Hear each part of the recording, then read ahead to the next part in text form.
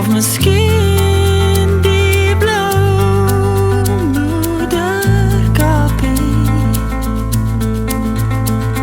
op een van ons afwesige wandelinge teen Tafelberg. Ek wat my bloed vermeng het met die bloed van die son saans in Lissabon. Ek het jou saamgedra soos 'n spieël en ek het jou geskryf op die oop bladsy van my treurigheid, jou naamlose woord.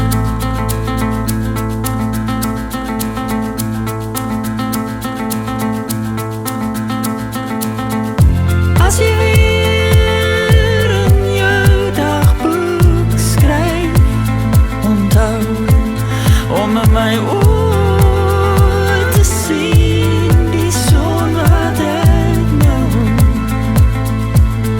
vir altyd bedek,